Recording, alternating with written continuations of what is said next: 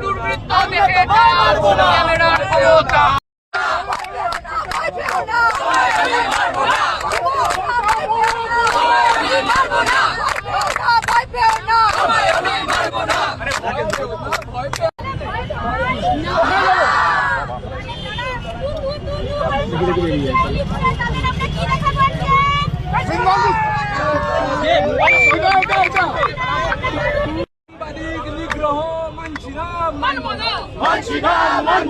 সাংবাদিক নিগ্রহ মানছি না।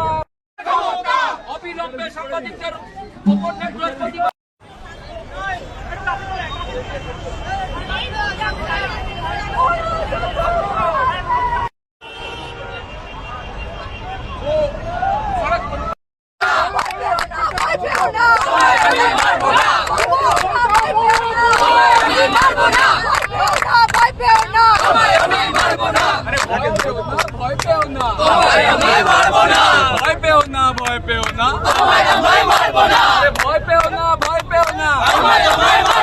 তোমরা যত মারবে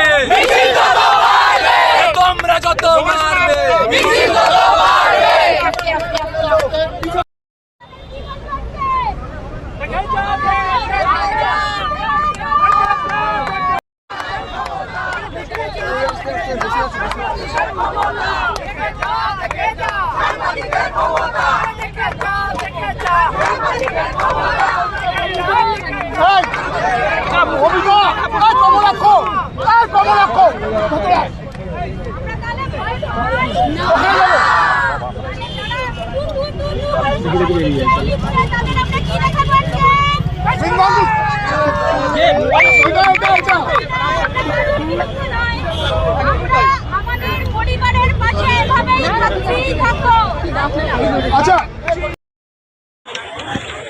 আজকের এই মিছিল কি বলবেন?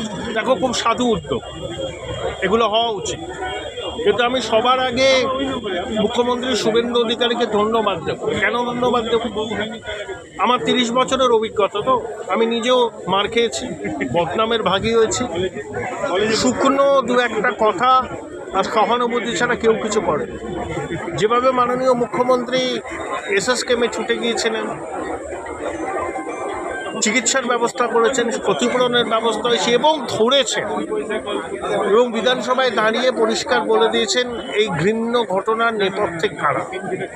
জেহাদিরা, জামাতিরা এবং একটা রাজনৈতিক দল মানুষের দ্বারা ভোটে প্রত্যাখ্যাত হয়ে পায়ের তলায় মাটি খোঁজবার জন্য এদেরকে ব্যবহার করছে। এই জন্যই গুন্ডা দমন আইনটা দরকার ছিল।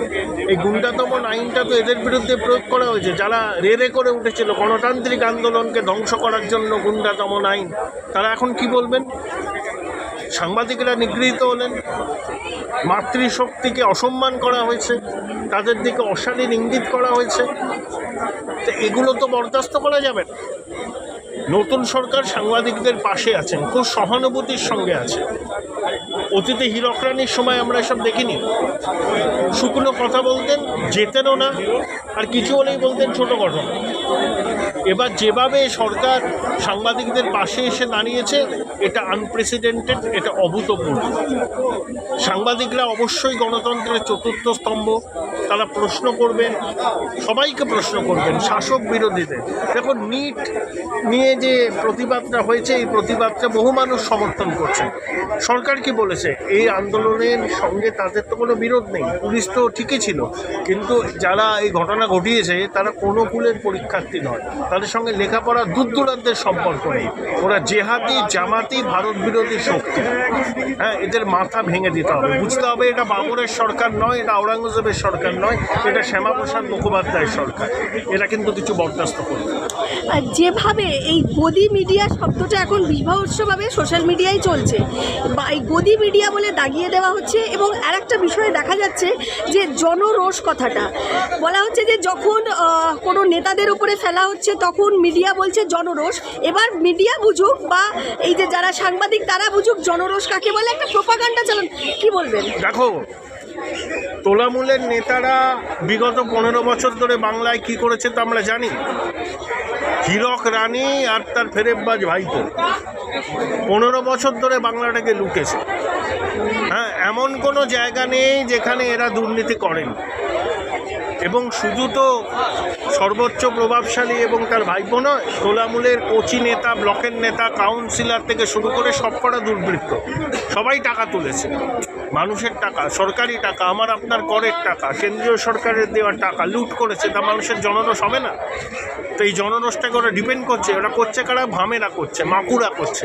ওরা সমাজ মাধ্যমে লাল ফৌজ, বাস্তবের মাটিতে ফেরারি ফৌজ। শূন্য থেকে মহাশূন্যে বিলীন হয়ে যাবে, গেছেও। খড়কুটোর মতো আঁকড়ে ধরতে চাইছে, জঙ্গি জিহাদিদের পরোক্ষে মদত দিচ্ছে। এই যে কথাগুলো, গদি মিডিয়া মানে সরকার যদি ভালো কাজ করে তা সেটাকে সমর্থন করবে না, সেটা সমর্থন করলেই গদি মিডিয়া।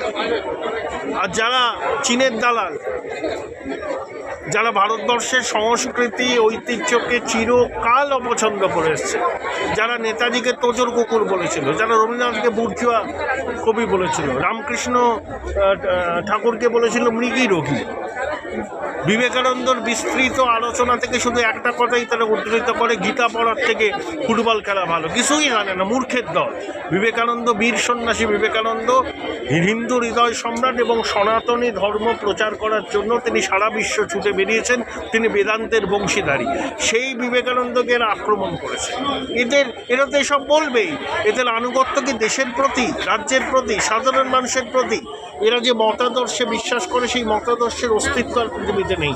ভারতবর্ষে কেরলে ওরা ক্ষমতায় ছিল, কেরল থেকে ঘটিবাটি চলে গেছে।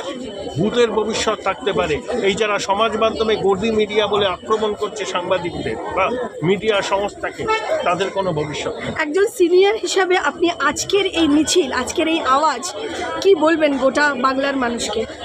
সাংবাদিকদের এক হতে হবে, সবথেকে বড় বিষয়। একতা না থাকলে কোনো কিছু হয় না। এবং এই নতুন সরকারের উপর বিশ্বাস রাখতে হবে, তাহলেই হবে, আর কিচ্ছু না।